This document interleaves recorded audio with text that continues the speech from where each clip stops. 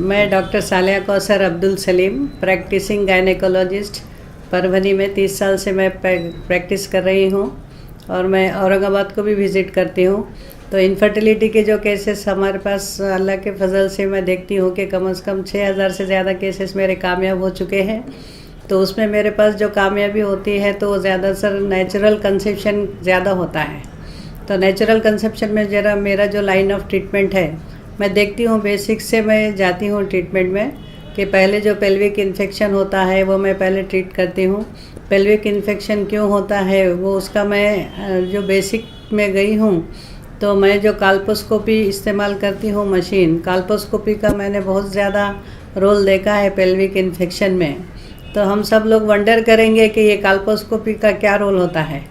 तो काल्पोस्कोपी का मैंने जब यूज़ करना चालू किया तो मैं देखा है कि बहुत सारे सर्वाइकल इरोजन होते हैं सर्विक्स पे। तो जब जैसा अपना एक छिलका निकल जाता है हाथ से, तो जैसा खुला एरिया हो जाता है वैसे ही सर्विक्स पर जब लेयर निकल जाता है तो जो रॉ एरिया क्रिएट हो जाता है सर्विक्स पे, और वो एक सोर्स ऑफ इन्फेक्शन एक्ट करता है पेल्विक इन्फेक्शन के लिए।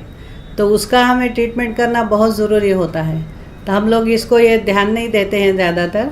और जब मैं ये केसेस में देखी हूँ तो काफ़ी इनफर्टिलिटी के केसेस में भी सर्वाइकल इरोजन बहुत सारे मैंने देखे हैं, और मैंने वो इरोजन के ट्रीटमेंट करने के बाद मुझे काफ़ी कामयाबी मिली है और वो केसेस मेरे कामयाब हुए हैं इनफर्टिलिटी में। तो ये कैसा इन्फेक्शन कॉज करते हैं, जैसा कि जब असेंडिंग इन्फेक्शन होता है रॉ एरिया से तो वो यूट्रस में भी इन्फेक्शन करते हैं और यूट्रस से फिर इन्फेक्शन फैलोपियन ट्यूब में जाता है।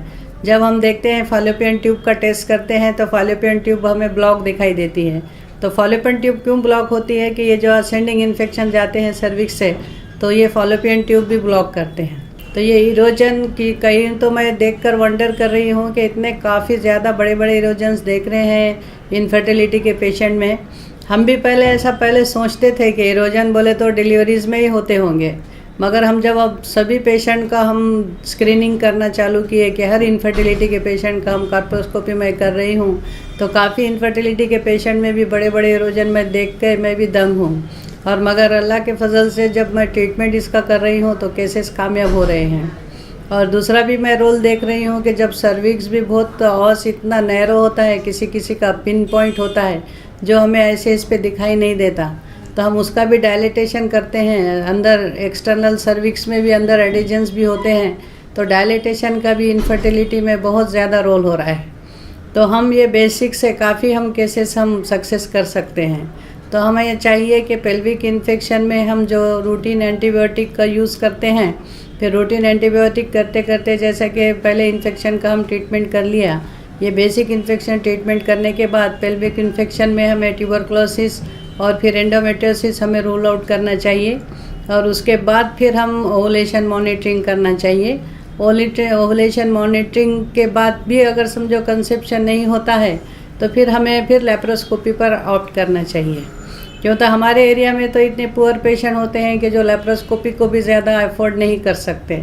इसी के लिए हम बेसिक से हमें ऐसा जाना पड़ता है, क्यों तो अगर लेप्रोस्कोपी डायरेक्ट करने के बाद भी पेशेंट कंसेप्शन नहीं होता है तो पेशेंट बहुत ही फाइनेंशियली फिर वीक हो जाते हैं। उन्हें लगता है कि हमने इतना बड़ा प्रोसीजर कर लिया तो भी हमें सक्सेस नहीं मिल रहा है, फिर वो कोई ट्रीटमेंट करने के लिए तैयार नहीं होते।